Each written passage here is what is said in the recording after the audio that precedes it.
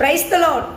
யாருமே என்னை விசாரிக்கல, யாருக்குமே என் மேலே அக்கறை இல்லை அப்படி நான் யோசிச்சுருக்கீங்க, இல்லை ஜெபம் பண்ணிட்டு இருக்கீங்களா? யார் நம்மளை விசாரிச்சாங்க விசாரிக்கலன்னா நமக்கு என்னங்க? ஆண்டவராகிய இயேசு கிறிஸ்து உங்களை விசாரிக்கிற தேவனாக இருக்காருங்க. அவர் சொல்கிறாரு, உன் கவலையெல்லாம் என்கிட்ட கொடுத்துருமா, நான் உன் மேலே அக்கறையாக இருக்கேன், உன்னை விசாரிக்கிறவராக நான் இருக்கேன் அப்படின்றாருங்க. நான் யார் யாருக்கோ ஓடி போய் செஞ்சேன், அவங்க இவங்களெல்லாம் பார்த்தேன், எப்படி பார்த்தேன் தெரியுமா?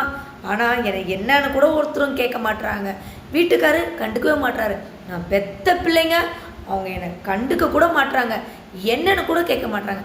அப்பேற்பட்ட உலகத்தில் தாங்க நம்ம வாழ்ந்துட்டுருக்கோம். அவங்க நம்மளை கேட்டால் என்ன, கேட்கலன்னா இல்லைனாங்க.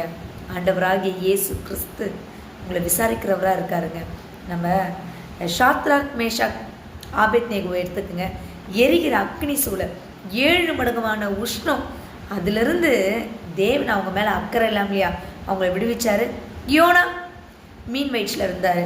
அப்போது இயேசுவுக்கு யோனா மேலே அக்கறை இல்லைங்களா? அக்கறை இருந்ததுனால தானே யோனாவை அங்கே வந்து விசாரித்தார், யோனாவை அதிலிருந்து விடுவிச்சார். அப்பேற்பட்ட தேவனுங்க நம்மளுடைய தேவன். அவர்கிட்ட உங்களுடைய எல்லா பாரங்களையும் கஷ்டங்களையும் வேதனைகளையும் உங்களுக்கு என்னென்னலாம் உங்களுக்கு தேவைகள் இருக்கோ எல்லாத்தையுமே நீங்கள் அவர்கிட்ட கொடுத்துருங்க. அவர் உங்கள் மேலே அக்கறையுள்ள தேவனாக இருக்காருங்க. அவர் இருக்காருங்க உங்களை விசாரிக்கிறதுக்கு. மனுஷங்க எதுக்கு வந்து உங்களை விசாரிக்கணும்? இயேசு உங்களை விசாரிப்பாருங்க. இனி உங்கள் வாழ்க்கை பிரகாசமாகவும் மகிழ்ச்சியாகவும் சந்தோஷமாகவும் இருக்குங்க. அவர் உங்கள் வாழ்க்கையை, உங்களை, உங்கள் குடும்பத்தை பிரகாசிக்கிற ஒளியாகவும் விசாரிக்கிற தேவனாகவும் அக்கறையுள்ள தேவனாகவும் அவர் இருக்கார் இல்லைங்களா?